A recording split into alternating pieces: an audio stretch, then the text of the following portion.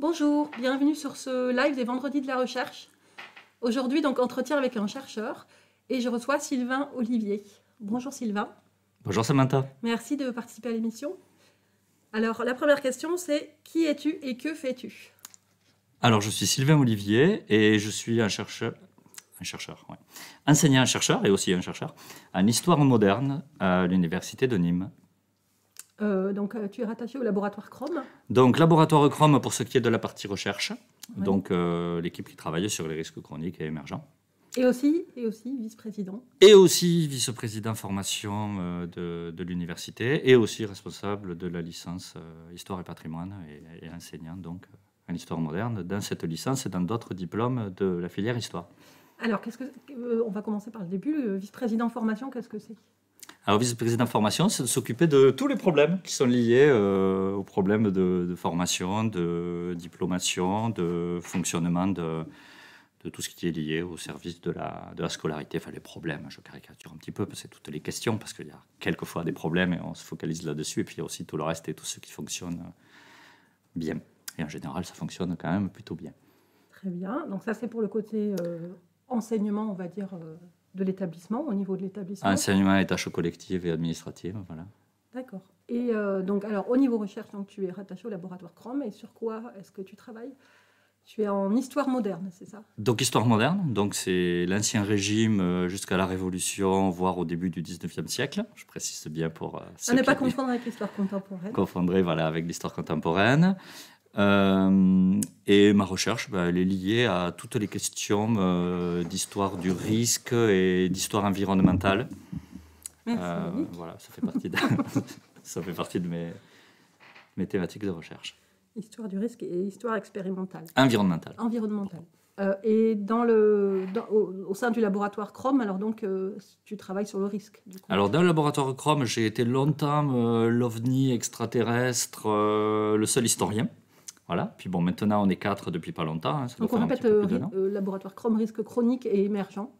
Donc, voilà. Au milieu de tout ça, quelle peut être la place d'un historien? Eh bien, la place d'un historien, j'ai réussi à me la faire finalement assez rapidement, bon, en continuant aussi à faire mes propres recherches que j'avais l'habitude de faire auparavant et en étant en contact avec mes réseaux d'historiens, et puis également aussi en participant à des projets collectifs ou en investissant dans des projets collectifs interdisciplinaires avec donc de la recherche, avec des chercheurs en sciences expérimentales en particulier. D'accord, on va passer du coup directement à la deuxième rubrique qui va s'attacher plus à ce que tu fais dans la pratique.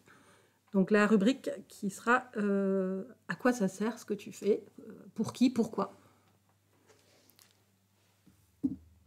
On va mettre le petit jingle.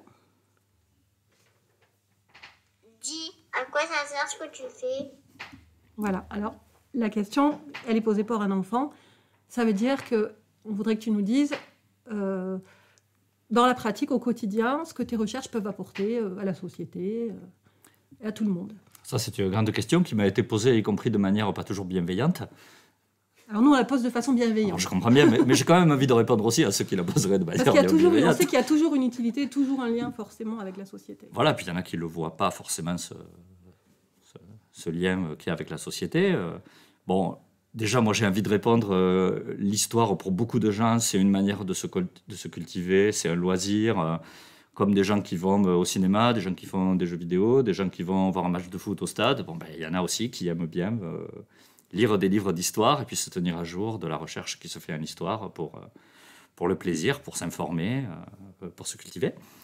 L'histoire, ça sert aussi à avoir des connaissances sur les expériences positives ou moins positives du passé et à essayer de s'en inspirer pour peut-être ne pas refaire les mêmes erreurs parfois ou pour avancer, pour progresser. Alors, je pense à l'histoire politique, c'est assez connu que des grands chefs d'État comme Charles de Gaulle ou François Mitterrand avaient une grande culture historique et avaient lu depuis César, depuis l'époque romaine jusqu'à la République au XXe siècle, en passant par l'histoire de roi de France, finalement les expériences passées et se nourrissaient des expériences politiques ou militaires du passé dans leur pratique quotidienne du gouvernement. Alors moi, je n'ai pas cette prétention-là, et puis comme je l'ai dit tout à l'heure, je travaille plutôt sur des questions d'histoire environnementale plutôt que d'histoire politique, mais on a des gros enjeux, et c'est un courant historiographique qui s'est beaucoup développé ces dernières années, cette approche des relations entre l'environnement et les sociétés, et il y a beaucoup d'enjeux avec les problèmes de pollution, les problèmes de relations avec l'environnement qu'on a aujourd'hui.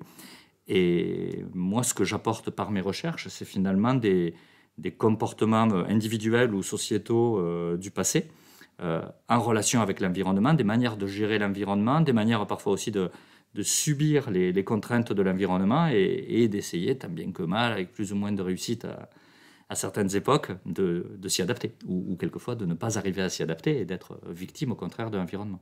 Et je crois qu'à ce niveau-là, on a beaucoup à apprendre de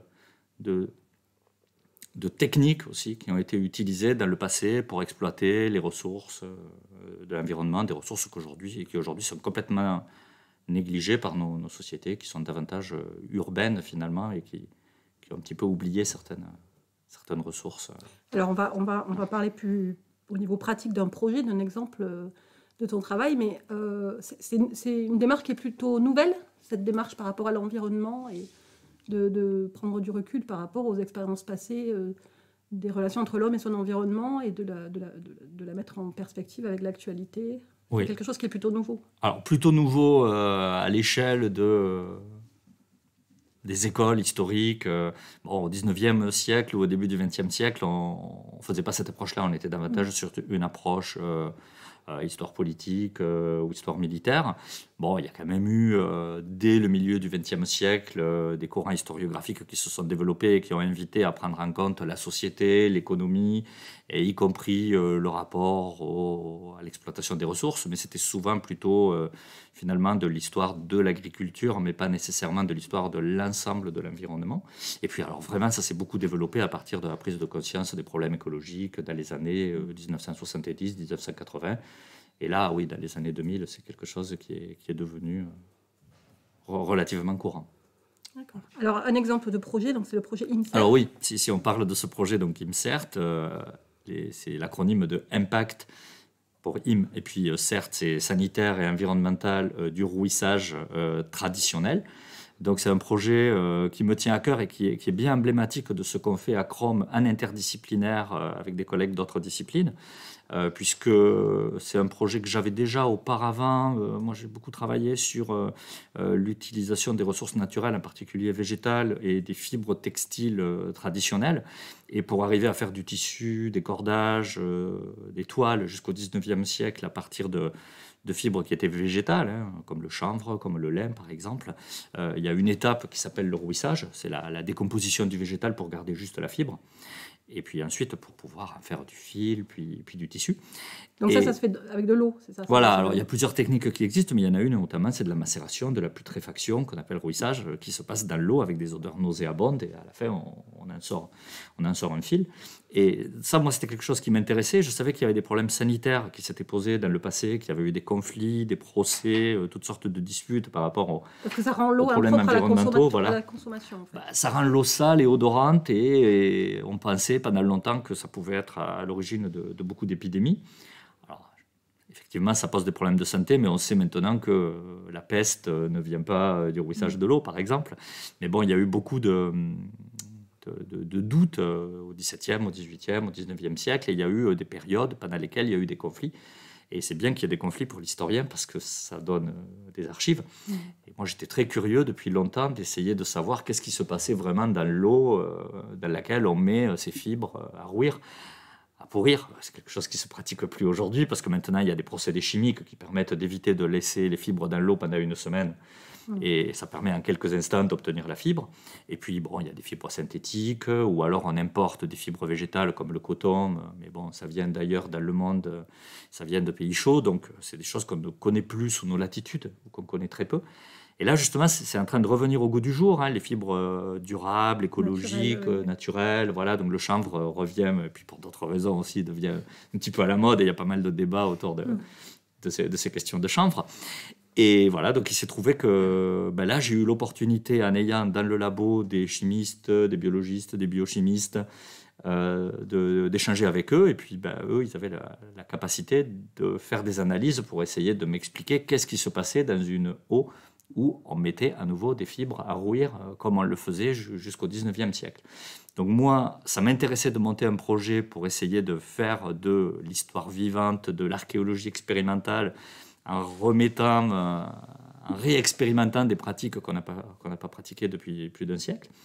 Et eux aussi, mes collègues de sciences expérimentales ou de sciences des matériaux, ça les intéressait parce que comme le chanvre revient aujourd'hui, mais qu'on ne pratique pas le rouissage dans l'eau justement pour éviter de polluer l'eau, ils se disaient que ça pouvait être intéressant d'essayer de me faire des analyses de l'eau pour voir qu'est-ce qui se passait vraiment dans l'eau, si ça posait un gros problème sanitaire ou s'il y avait moyen ensuite de filtrer l'eau, de la traiter, et d'obtenir un rouissage de meilleure qualité que les techniques qu'on utilise aujourd'hui dans le revival de cette filière, qui sont des techniques qui évitent justement de salir l'eau, parce que on sait que ça a posé des problèmes autrefois. Donc le but du projet, c'était d'observer les conséquences du rouissage et de voir On comment on pouvait... et comment lutter contre ces conséquences ou améliorer l'utilisation des fibres naturelles. Voilà, donc là on est en train d'y travailler encore. Il y a quelques résultats qui montrent qu'effectivement, comme on le voyait dans les textes historiques du 18e ou du 19e siècle, le rouissage qui se passe dans l'eau plutôt qu'une humidification à l'air libre, le rouissage qui se passe dans l'eau, ça donne une meilleure qualité de fibres. Donc ça intéresse les spécialistes de sciences des matériaux, effectivement. Et l'industrie textile aussi. Et l'industrie textile pour des relocalisations dans les pays développés, notamment en France. Bon, il y a peut-être une filière à envisager pour plus tard. Et puis on commence à avoir quelques résultats au niveau, alors là c'est pas ma discipline, mais au niveau de ce qui se passe en chimie, en biologie, en toxicologie, pour essayer de voir ce qui se passe entre la raréfaction de l'air pendant le rouissage ou la création éventuelle de substances véritablement toxiques. Et donc là, concrètement, comment tu travailles sur ce projet-là? Tu vas aux archives voir comment on a utilisé cette technique-là dans le passé. C'est tout à fait. Mon apport dans le projet, c'est d'utiliser des publications imprimées anciennes, déjà, les textes des savants qui se sont déjà posés des problèmes sanitaires, des problèmes de risque finalement pour la santé du 18e et du 19e siècle. Et je ne me contente pas des savants parce que les savants ont une vision biaisée. Il y en a qui sont industrialistes et qui nient le risque sanitaire. Il y en a d'autres qui au contraire sont très soucieux de la santé des populations et donc qui ne veulent pas voir l'industrie et qui insistent sur l'hygiène, sur la santé. Et moi ce que j'essaie c'est de croiser ça avec les résultats des collègues qui font les expériences et avec aussi des archives qui sont proches du vécu des populations, notamment les procès, et qui indiquent donc au quotidien des descriptions des faits qui sont incriminés et éventuellement des problèmes de santé objectivement constatés. Donc là, tu consultes de nombreux documents, je suppose. Comment tu arrives à avoir une idée de ce qui représente la réalité et ce qui est totalement erroné, ou ce qui est du oui-dire, ou ce qui est... Comment ça se passe? Il faut beaucoup lire, il faut... Alors c'est dur, voilà. Faire une idée. Il vaut mieux multiplier les sources et croiser les points de vue différents. Parce que, en général, ceux qui ont des arguments scientifiques à avancer prennent aussi les arguments des adversaires pour les démonter. Donc ça peut être quelque chose d'intéressant. Et après, il faut multiplier les plaintes, les procès, les affaires judiciaires, où je cherche le détail, l'indice, en fait, qui montre... à quelle saison, pendant combien de jours ça se passait, s'il y a des indications sur la couleur de l'eau. Alors après, j'en parle au chimiste pour avoir l'avis du chimiste sur la couleur de l'eau. Mais comme ça, on a réussi à avoir des informations et à savoir que le rouissage du chanvre dans l'eau, c'était plutôt 8-9 jours, parce qu'on le constate quand on a les dates où c'est mis à rouir et puis les dates où il y a les premiers constats de problèmes de salubrité de l'eau, par exemple. Des informations aussi pour savoir comment on met les fagots dans l'eau. Est-ce qu'on les met verticalement ou horizontalement? On s'est aperçu que ça se faisait plutôt horizontalement avec des pierres dessus pour lester pour que ça aille au fond de l'eau. En fait, tous ces gestes techniques, tous ces détails qui permettent après de faire de l'archéologie expérimentale, de la reconstitution, c'est finalement des informations que je trouve comme indice dans les textes et puis que j'indique à mes collègues scientifiques qui mettent au point leur bac de rouissage pour essayer de... C'est les scientifiques qui s'occupent de la partie expérimentation plutôt. La partie expérimentation, je n'ai pas de grandes prétentions, sinon d'aller avec eux sentir l'odeur que ça donne ou constater la couleur de l'eau. C'est un bon rôle. Là. Mais voilà, c'est quelque chose où c'est un petit peu... Chacun sa spécialité, même si après on essaye de mettre en commun et de travailler ensemble. Mais on n'a pas encore fini. Et la mise en commun finale et la confrontation des différents résultats, ça va être au cours des prochains mois. Donc là, c'est à quel stade? C'est encore... C'est un projet qui est sur sa dernière année. D'accord. Donc, on a déjà 2 stagiaires qui ont travaillé sur le projet pour faire tous les protocoles expérimentaux. Et donc là, dans les mois qui viennent, il va falloir croiser ce que je suis en train de trouver en archive et les résultats des différentes analyses. D'accord. Et donc après, c'est concrètement pour expliquer ce qu'est la recherche. Après, le résultat, ça va être... Des publications. Voilà. On va faire un petit colloque, un séminaire de restitution quand ça va se terminer pour se retrouver et puis pour en parler un petit peu au grand public. Et puis j'espère que la filière industrielle et la science des matériaux tireront aussi bénéfice de ce projet. Oui, parce que la question, c'était à quoi ça sert. Oui, voilà, donc qu'il y aura une utilité, une utilité pour l'avenir, pour les enjeux de transition écologique, de développement durable et d'utilisation de techniques traditionnelles au service du futur. D'accord. Et donc alors, ce projet, IMCERT, c'était un projet qui est financé par la Maison des Sciences de l'Homme. Alors, tout à fait. C'est MSH Sud. Voilà. C'est financé un peu par l'IMT Mines Télécom, École des Mines d'Alès, un peu par Chrome. Et la majorité du financement, c'était un appel à projet qui venait de la MSH Sud.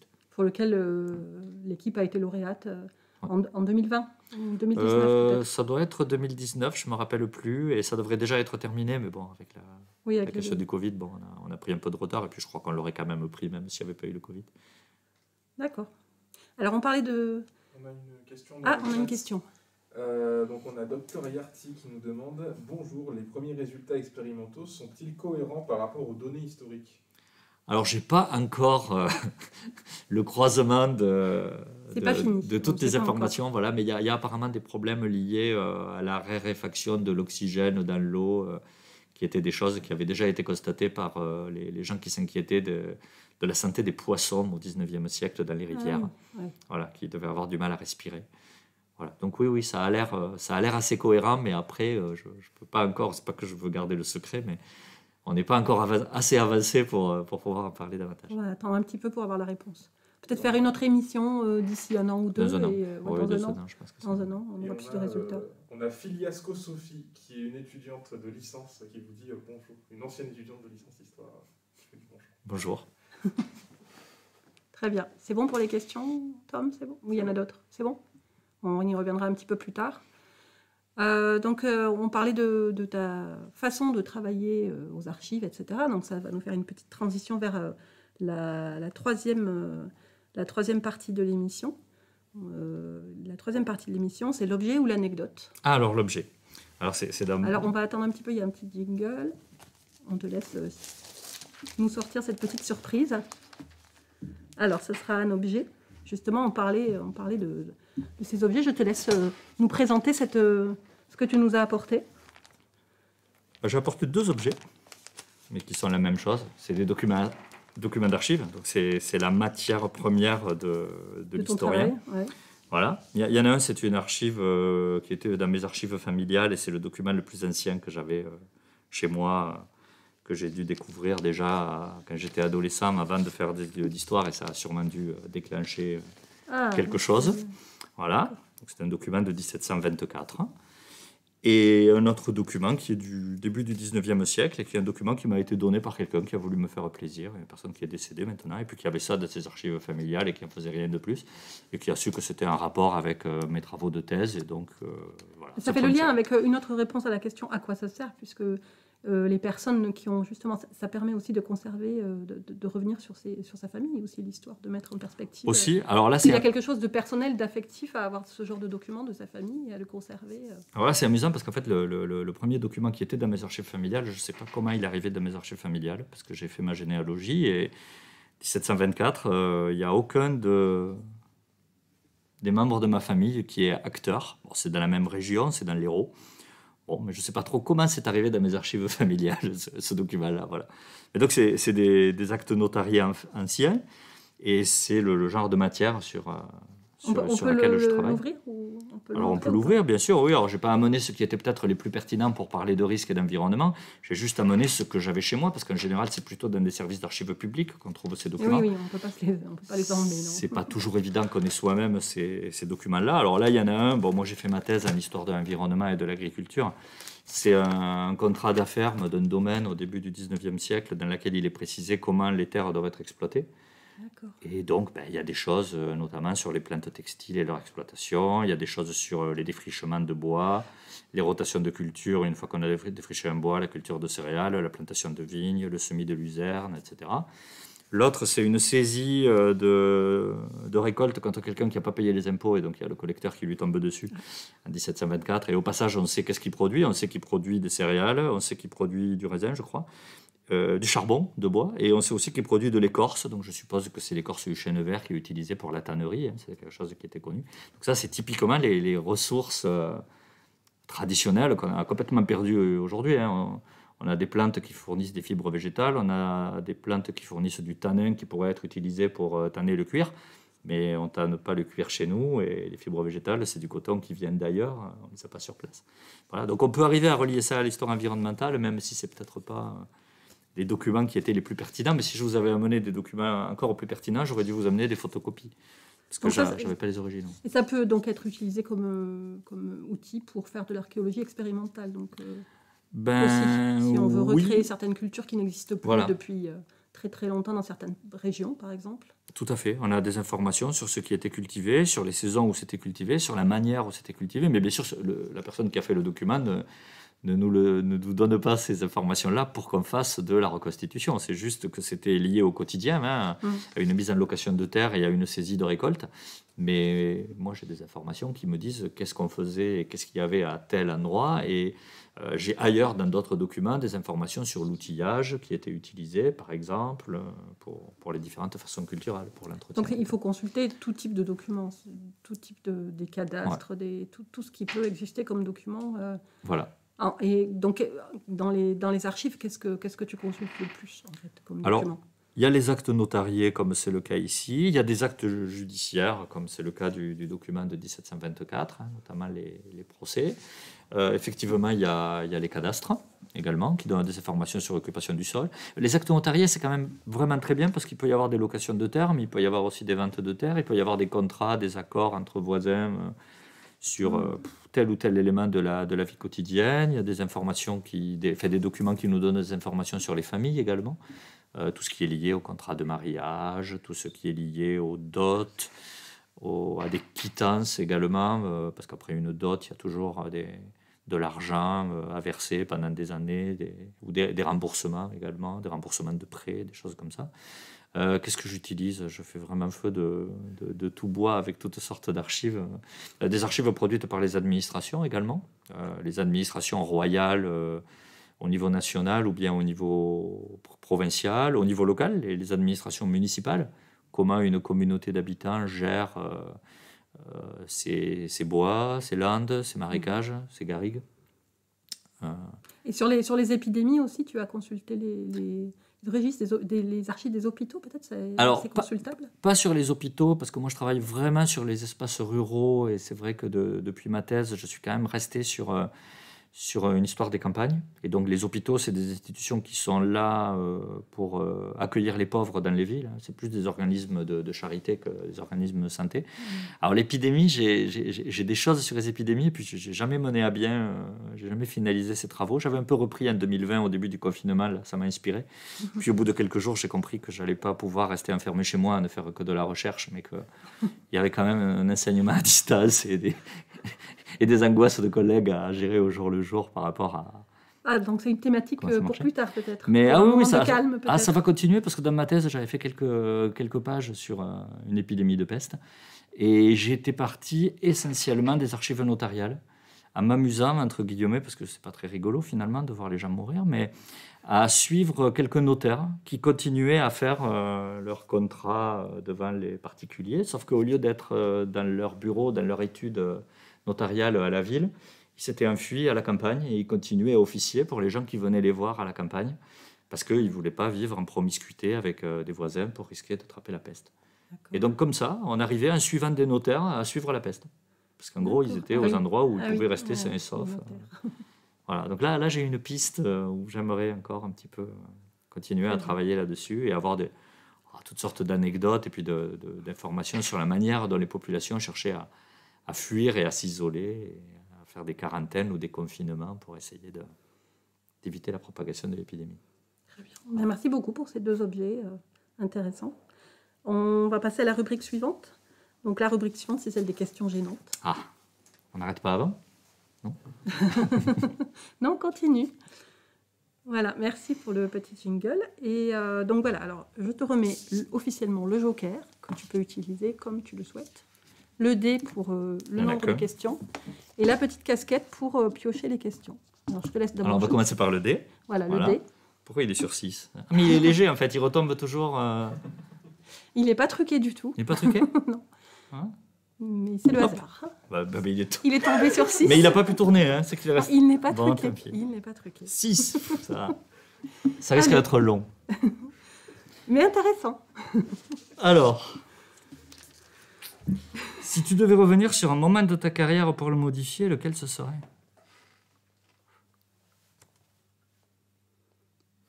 Mais moi, je suis bien là, ma carrière. Ça peut être ça la réponse. Hein. On n'attend pas particulièrement des choses terribles. Je sais pas. Moi, j'y suis allé tranquille. Hein. Nous, les historiens, on passe les concours, CAPES, agrégation, pour avoir un boulot. Puis ça a changé. Mais, de mon temps, il y a déjà une vingtaine d'années, les enseignants nous disaient, vous passez les concours, vous vous assurez un revenu, et après, vous reviendrez me voir pour faire une thèse. Donc moi, j'ai fait ça gentiment.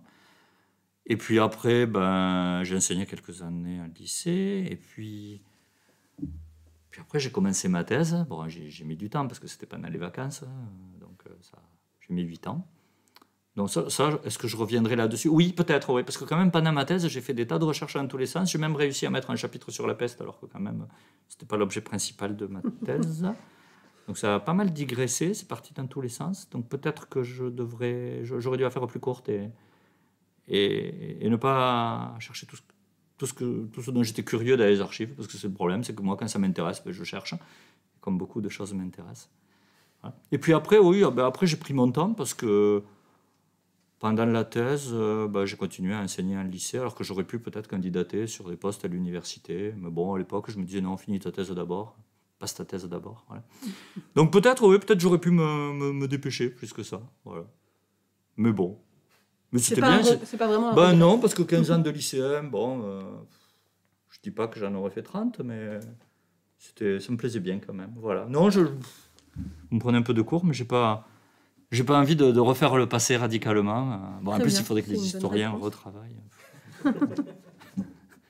C'est une bonne réponse? Oui, c'est une bonne réponse. Bon. Tu as le droit de continuer. Ah oui, ça te donne le droit de continuer. Bon. Dans quelles circonstances les plus improbables as-tu travaillé? Improbable.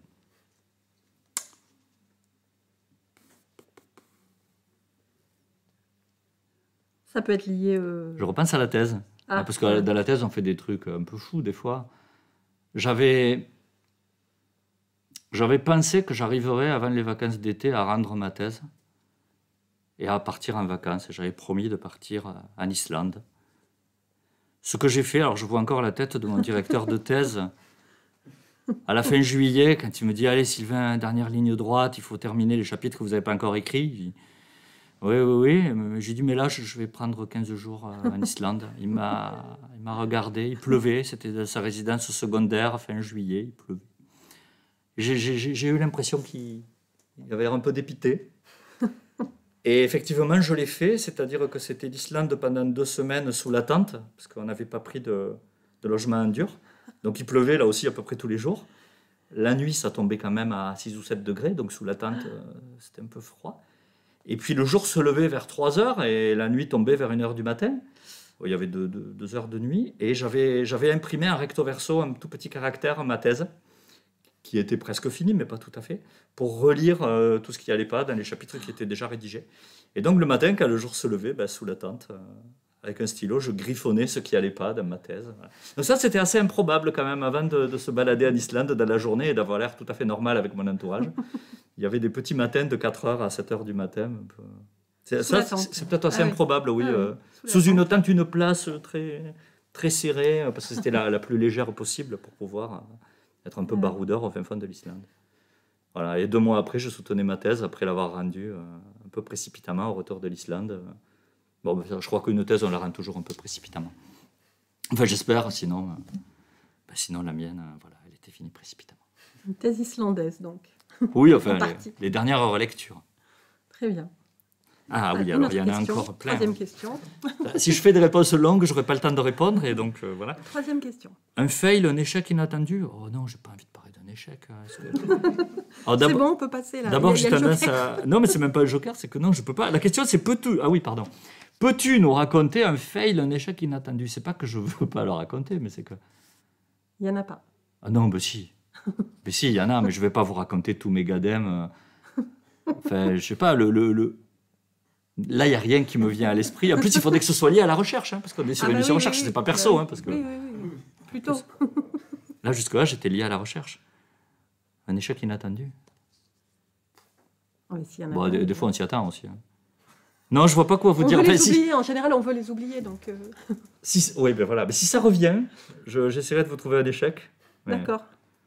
Alors, question suivante. Quatrième, je crois. Oui, c'est Non, ça. parce que la thèse, à la fin, quand même, je l'ai soutenue et puis j'ai eu un poste d'enseignant-chercheur. Oui, donc non, c'est- c'est pas un échec. Non, je C'était crois pas un échec, même si j'étais fatigué à la fin. Oh, qu'est-ce que tu n'avouerais pas à tes collègues? C'est des questions gênantes, hein. Quand même. Mais je vais pas vous l'avouer à vous, parce qu'ils risquent de regarder en plus. Non, j'ai pas spécifié. C'est vrai que je suis aussi ta collègue aussi. Donc, Et oui, mes collègues, c'est en fait. et en face, Ah. Yannick, c'est un peu un collègue. Tom, c'est un Tom, c'est étudiant. différent. Ah, on peut parler à un étudiant, peut-être. Plus. Qu'est-ce que j'avouerais pas à mes collègues? Bah, ça en fait deux, ou si j'ai une idée, je vous répondrai, Ouais. mais là, je vois pas. Autant les deux premières, je sais pas, j'avais des idées. Mais... Ah, elle est marrante celle-là, elle est fine. Elle est mal découpée par moi. Pourrais-tu nous donner une information te concernant qui n'apparaît pas dans ton CV? Je crois que j'ai à tout dans mon CV. Enfin, le côté recherche, j'ai tout mis, forcément. Enfin, des fois, c'est pas à jour, il y a des choses à rajouter.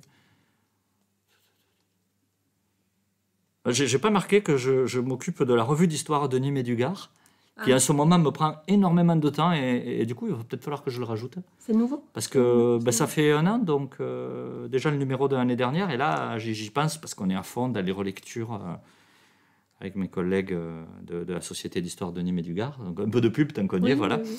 Et on est à fond dans les relectures, et ça va Faut partir à profiter. l'imprimeur dans quelques jours, et je pense que fin avril, début mai, on devrait avoir cette belle revue, mais là, on est en train de traquer les fautes d'italique, les espaces, les fautes d'orthographe Ah au oui, cas où il y en c'est aurait très- encore, etc. Et ça, c'est vrai que c'est pas dans mon CV. Donc peut-être je devrais rajouter que je suis le directeur de la publication maintenant depuis un an. Bon. Bon, et puis après, après le reste, c'est personnel. Hein. Je n'ai pas trop mis de détails personnels sur mon CV. Voilà, c'est un CV recherche. D'accord. C'est la dernière? Non, l'avant-dernière. Non, c'est la dernière, pardon. Ouais, Celle-là, non. c'est la dernière. Je recherche, qu'est-ce que j'avouerai pas à mes collègues? Après les questions, on y repense après, on continue. Hein. Quel conseil donnerais-tu à la prochaine génération de chercheurs dans ton domaine? Ah. Bon, peut-être d'être plus ambitieux, justement, et de candidater sur des postes de l'université plutôt. Ce que je disais tout à l'heure, éventuellement. Mais bon, est-ce que c'est vraiment un conseil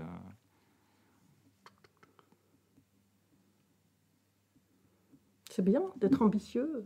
C'est un bon Ben conseil. oui, pourquoi pas? Parce que c'est vrai que enfin, dans le domaine de l'histoire, il y a quand même un certain nombre qui font leur thèse tout en étant dans le secondaire. Et puis, ma foi, il y a aussi des postes de Prague, de professeur agrégé à l'université, où ça peut être aussi bien d'être davantage en contact finalement avec le monde de la recherche. Et puis, il n'y a pas que l'enseignement comme métier en histoire. Il n'y a pas que l'enseignement non plus, mais c'est vrai que c'est quand même pas mal pour quelqu'un qui vise après un poste d'enseignant-chercheur. Oui, Je pense sûr, que oui. ça donne une expérience justement de l'enseignement, le contact avec des lycéens qui sont finalement des bac -1, et après on trouve des bac +1. Donc quand on arrive, qu'on passe de bac -1 à bac +1, ça ne fait pas un très très grand choc. Voilà. Mais des fois, ça peut être bien de se dire qu'on peut essayer de passer à bac +1 avant, sans attendre d'avoir fini sa thèse, par exemple. Non, mais ce serait peut-être plus un conseil à donner dans le domaine de la recherche. Non, je ne suis pas... C'est bien, c'est un bon conseil. Je suis pas un bon conseiller, Ben, l'ambition, c'est un bon conseil. Je pense que ça peut s'appliquer. par exemple. Ça peut s'appliquer dans tous les domaines. Alors, on va passer à la dernière rubrique. La dernière rubrique, c'est la rubrique de la feuille blanche. rubrique que tu connais si tu as vu les émissions. Oui. Alors, une feuille blanche, un marqueur. Alors ça, c'est une question à laquelle je m'attendais. Donc, Alors tu que as les autres, préparé. c'est plutôt- Alors j'ai quand même réfléchi, qu'est-ce que je pourrais leur faire? Alors j'avais envie de dessiner quelque chose. Bon, un historien de l'environnement, qu'est-ce qu'il va vous faire? Il va vous faire un arbre, un sanglier, en train de manger des glands. Non, je ne suis pas très doué pour ça. Donc je me suis dit, on va le faire classique. Il y a une citation que j'aime bien dire à mes étudiants, et justement qui se rattache aux questions de méthode des historiens. C'est une citation, voilà. Donc j'ai le temps de l'écrire, il faut que je la retrouve. Oui, je te Ça y laisse est. écrire. On peut voir derrière nous les dessins qui ont été faits jusqu'à maintenant. On a un peu collecté tous ces dessins signés, ces œuvres d'art voilà, qu'on a mises derrière nous en fond d'écran. Il y a beaucoup d'œuvres qui resteront dans la postérité. Et donc moi, je vous annonce pendant ce temps-là les prochaines émissions. Donc vendredi prochain, il y a un vendredi de la recherche, entretien avec une chercheuse. Ce sera Béatrice Gisclar qui nous parlera de risque et de design, les deux. Et puis, on a mardi qui vient une émission dans le cadre de la coordination Occitanie-Est qui s'appelle le live en question. Une émission qui sera diffusée sur la chaîne YouTube de la coordination qui s'appelle Écran de savoir. Et c'est sur l'héritage du droit romain. Donc c'est un grand quiz avec les associations étudiantes sur le thème de l'héritage du droit romain. Et ça sera animé par le chercheur, enfin, avec la collaboration de Diego Teles da Silva, qui est maître de conférence en droit public. Donc ce sera un grand quiz qui s'adresse à tout public sur ce qui fait notre quotidien, qui nous vient du droit romain. Voilà, donc je vous laisse, vous pouvez aussi continuer à regarder l'affiche derrière nous, et on va regarder la citation de Sylvain, qui est... Ah voilà, c'est une citation qui est pas toute neuve, hein, qui a dû être sortie il y a 80 ans à peu près, dans un livre de l'historien Lucien Febvre, qui est un de ces historiens qui a révolutionné au milieu du XXe siècle les manières de faire de l'histoire, et qui a inclus l'histoire économique, l'histoire sociale, l'histoire des mentalités, à côté de la grande histoire des grands personnages qui étaient un petit peu trop mis en avant auparavant. Et la méthode de Lucien Febvre invite vraiment à de la modestie et à de la réflexion, mais à du questionnement, mais pas à s'intéresser seulement aux faits historiques, mais à essayer de réfléchir en croisant les archives, et réfléchir aussi au vide, au trou, à ce qui manque dans les archives, et essayer de le combler, de le déduire, et de se mettre à la place des populations, des sociétés du passé. Et Lucien Febvre a écrit notamment « L'historien n'est pas celui qui sait, il est celui qui cherche ». Voilà. Donc cette idée de recherche en histoire qui existe, qui sert à quelque chose, et qui est finalement toujours en train d'avancer. Et il ne suffit pas d'apprendre des dates pour être un historien, mais il faut aussi réfléchir, les contextualiser, les replacer dans un cadre plus large. Voilà. Très bien, merci beaucoup. Ce sera le mot de la fin. Merci. Merci Sylvain pour ta participation. Ben, merci Samantha. Moi, je vous dis à bientôt, Au revoir. vendredi prochain. Au revoir.